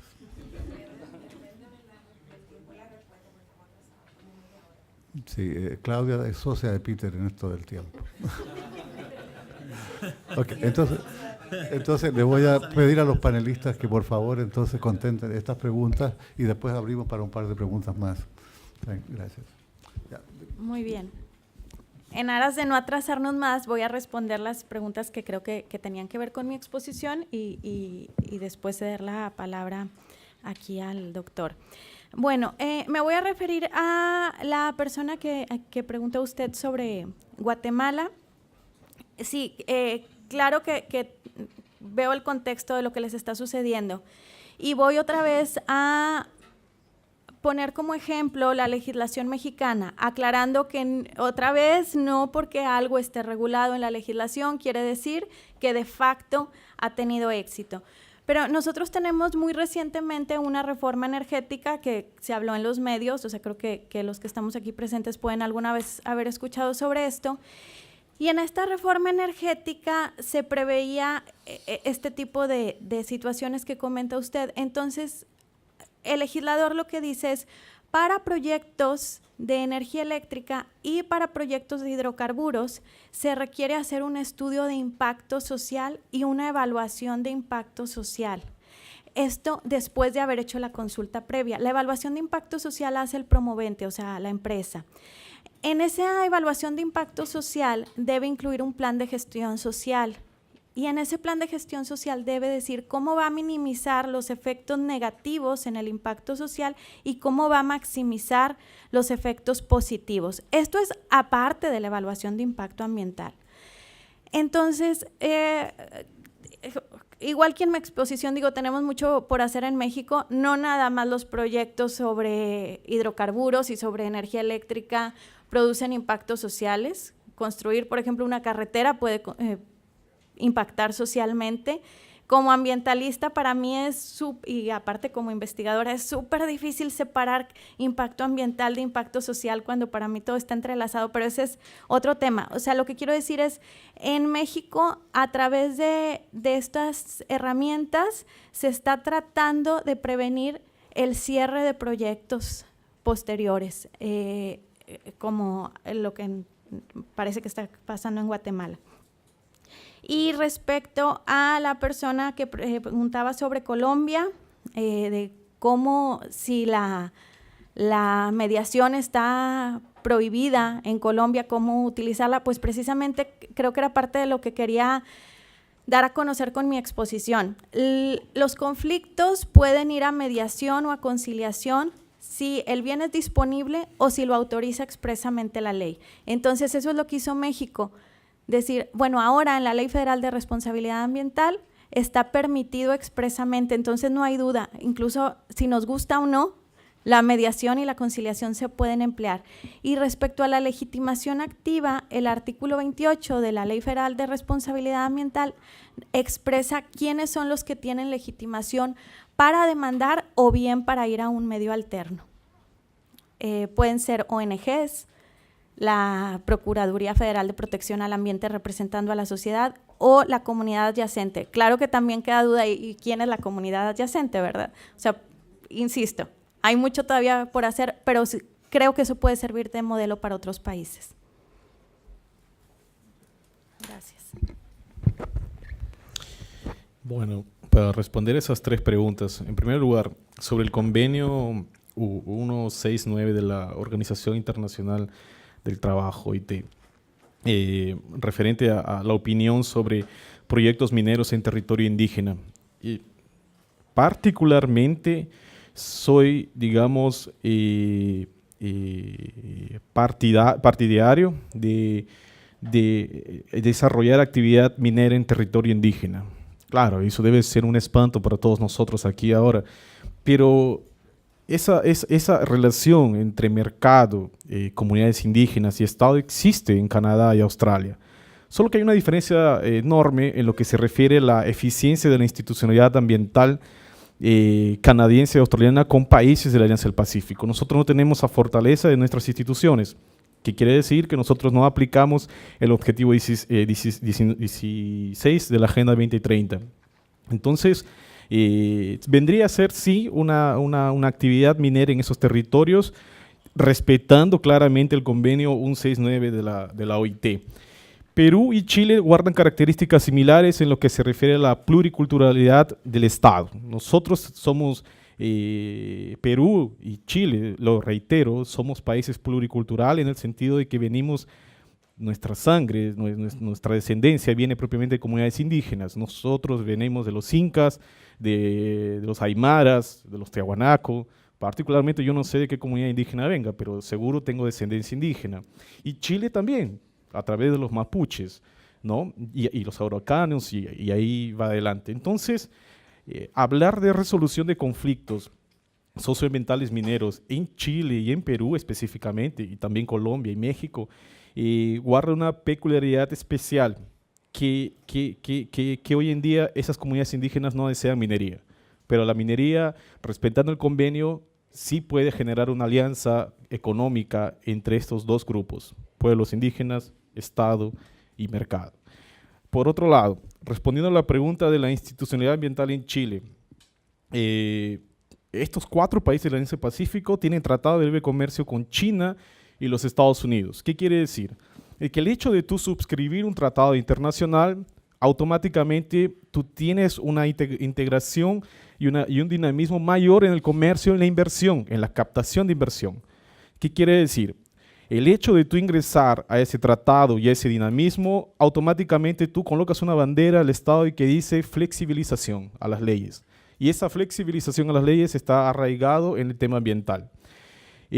Por más que, particularmente, por más que Chile tenga 4 o 3 tribunales ambientales a lo largo de su territorio, considero de que los conflictos socioambientales mineros no van a ser resolvidos por los tribunales, por causa de la licencia social. Por más que el tribunal diga a la empresa minera tu proyecto es viable o inviable, el proyecto va o no va por la cuestión social, por la licencia social. Entonces, es un gran paso por parte de Chile, la institucionalidad ambiental chilena, de crear tribunales ambientales, pero no es suficiente.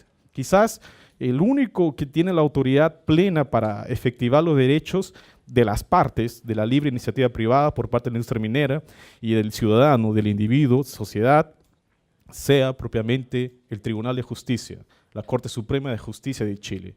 Todos los problemas van a ser resolvidos seguramente por la Corte Suprema de Justicia de ese país. Por último, para finalizar, que ya tengo un minuto, como siempre, generando un conflicto aquí entre los panelistas, tenemos la pregunta referente a las consultas populares en Colombia. Consultas populares en Colombia también es un gran paso en lo que se refiere a la efectivación del principio 10 de la Declaración de Río. Sin lugar a dudas, es fantástico que la Corte Constitucional colombiana tenga determinado de que todas las decisiones de viabilidad de proyectos van a pasar por el Consejo Municipal.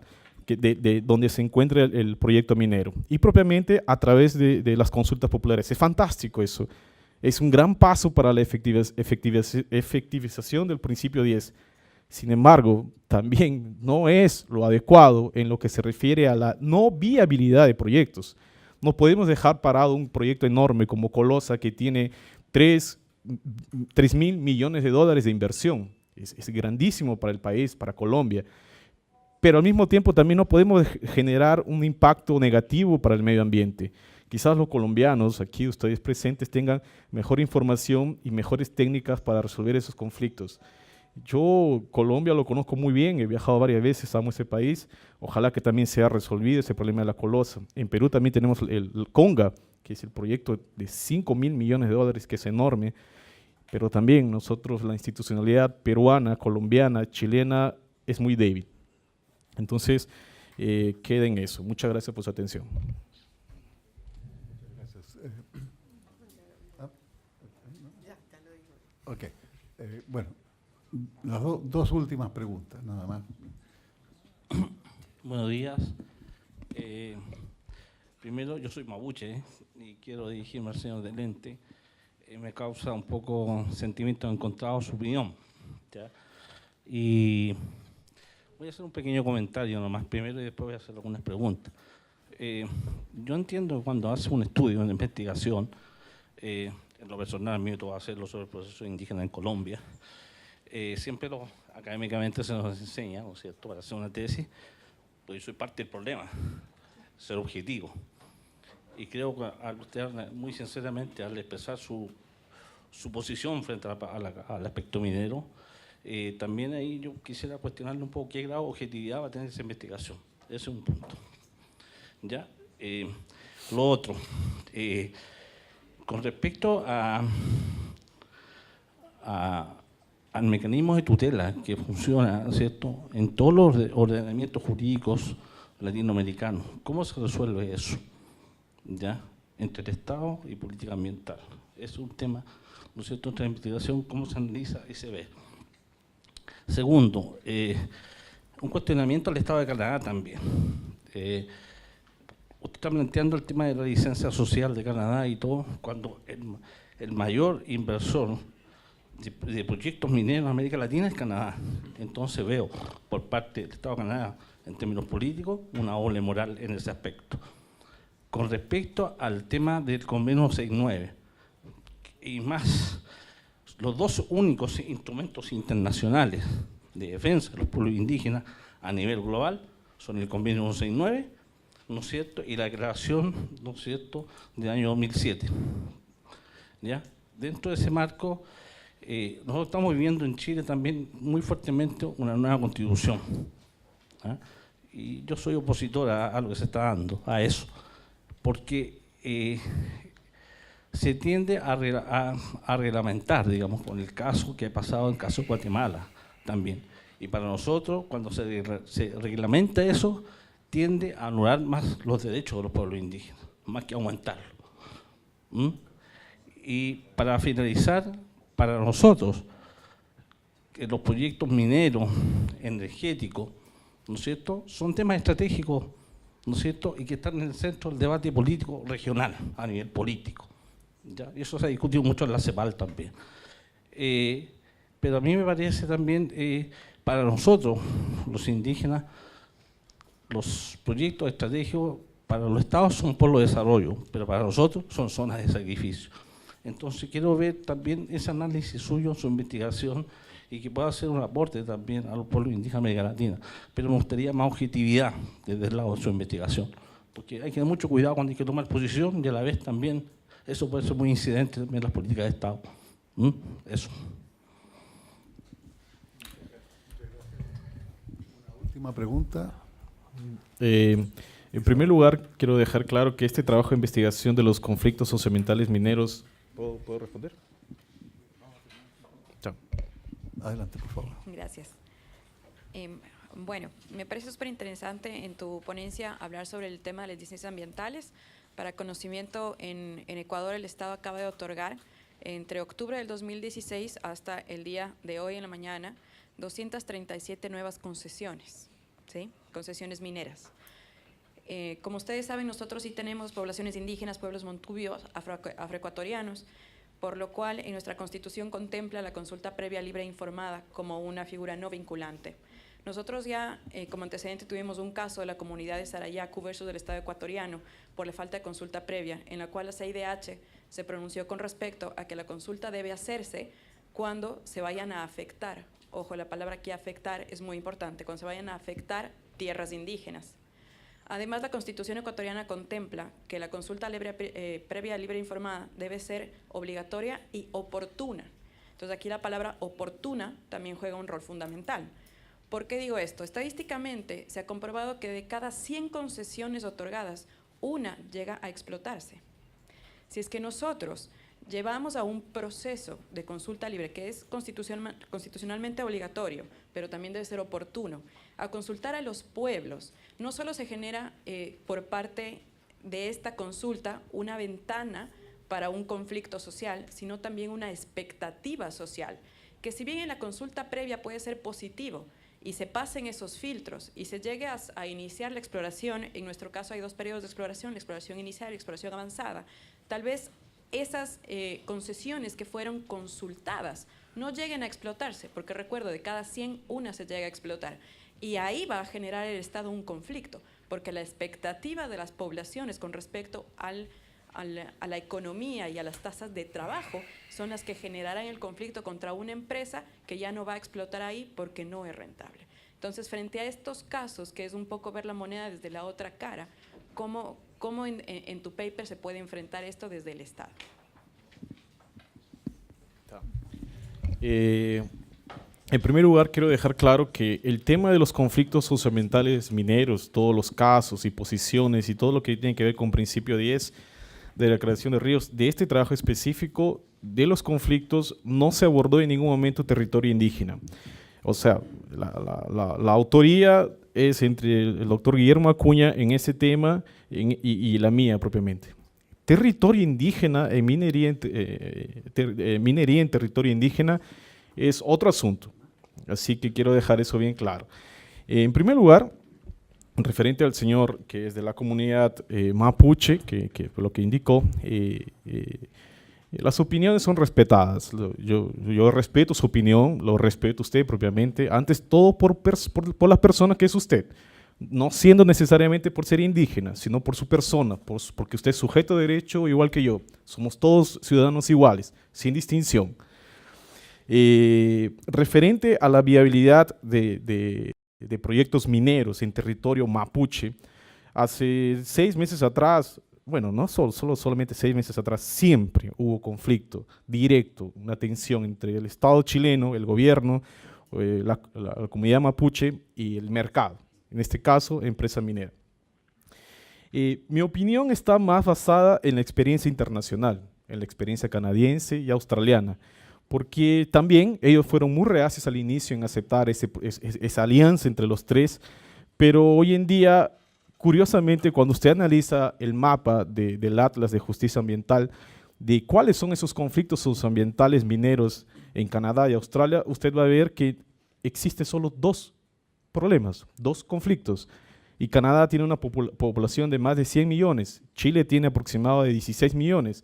Entonces, Chile tiene 35 conflictos mineros en 15 millones de habitantes. Canadá tiene más de 100 millones de habitantes y solamente tiene 2 problemas, 2 conflictos. Mi opinión sobre viabilidad de proyectos mineros está más basada en ese aspecto internacional. Por otro lado, usted mencionó también la constitución económica de Chile y su protección con las comunidades indígenas.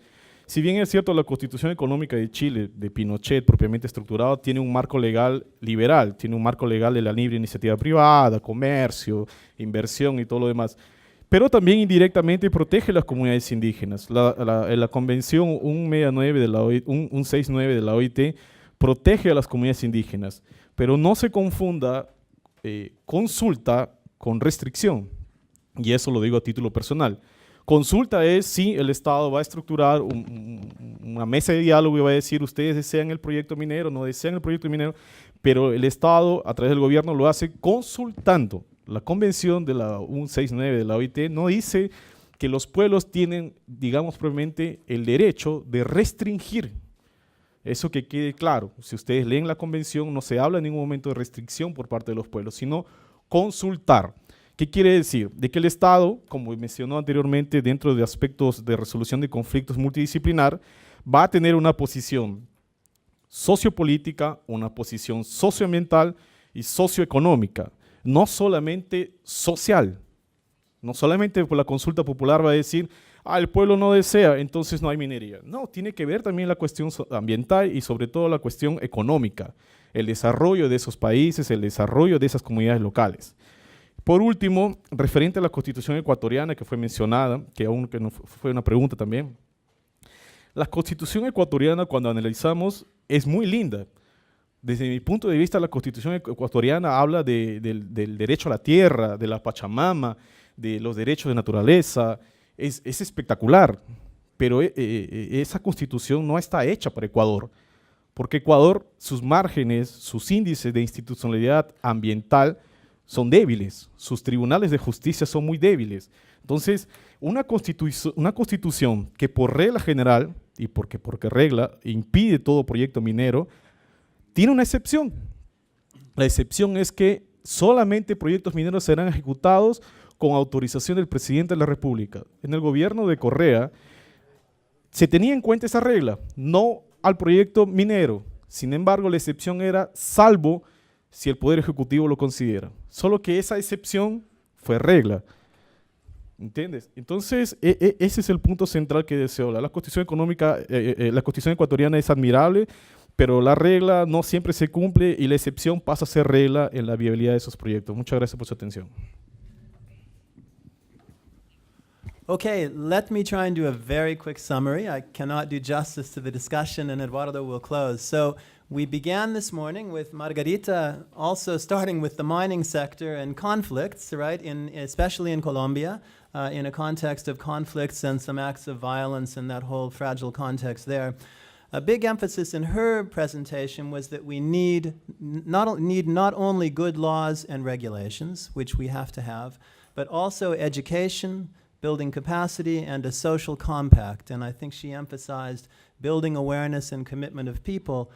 Without these good laws, I think the word are nothing. Yeah?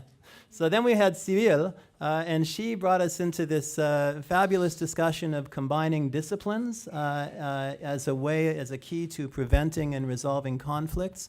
One example of this interdisciplinary approach is in environmental courts, including in the courts in Chile, where they use legal and scientific expertise. The goal in the hierarchy of interdisciplinary approaches is transdisciplinary. It's above the other ones, which actually leads not just to specific objectives of the different disciplines being achieved, but actual solutions. And I really appreciated one thing she said, which was so that the rulings in these courts that use interdisciplinary approaches are not just a judgment in a specific case, but a basis for learning. It's a kind of a new rule of law. Let's change the world a little bit in this way, and as Gandhi said, be the world we want to become.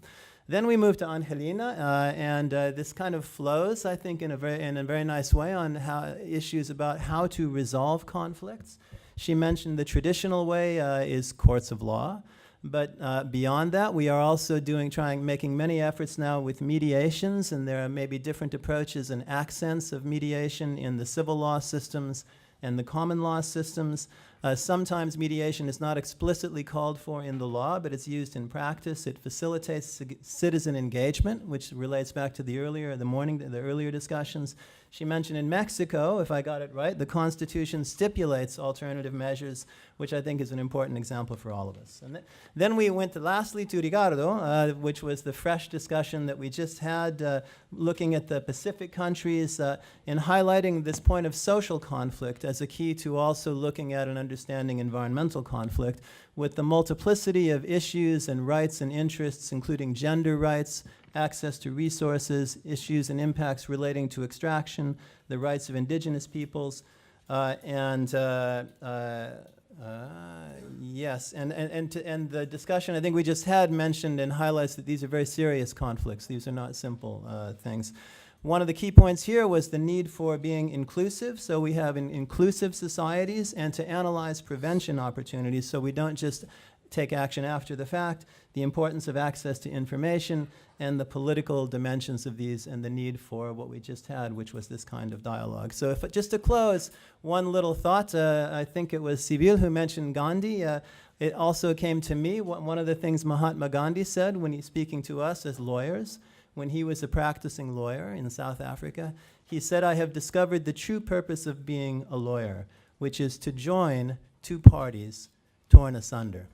And so maybe we're talking here about dialogue and the social dimensions of law and the rule of law. So maybe this kind of idea of joining people and working for solutions will give us not just law, but a rule of law. Bueno, muchas gracias a todos. Quisiera disculparme por el atraso en la sesión, pero creo que es una opinión muy interesada. Esta es una de las sesiones más relevantes de este Congreso. Quiero agradecer a los organizadores, a la Corte Suprema, en la persona de Su Excelencia, el ministro Sergio Muñoz, al representante de la OEA y especialmente a Claudia de Wind, que ha estado trabajando muy duramente para el éxito de este Congreso. Muchas gracias y ahora creo que viene la segunda sesión. Agradecemos a los señores Abbott y Lalas por su maravilloso trabajo como presidente de este panel. Y a los autores por compartir sus conocimientos e ideas sobre la prevención y gestión de conflictos naturales. Los invitamos a un breve receso de 10 minutos, donde compartiremos un café y prepararemos el siguiente panel. Muchas gracias. Les pido a los autores si se pueden quedar un minuto para tomarnos una foto oficial, por favor.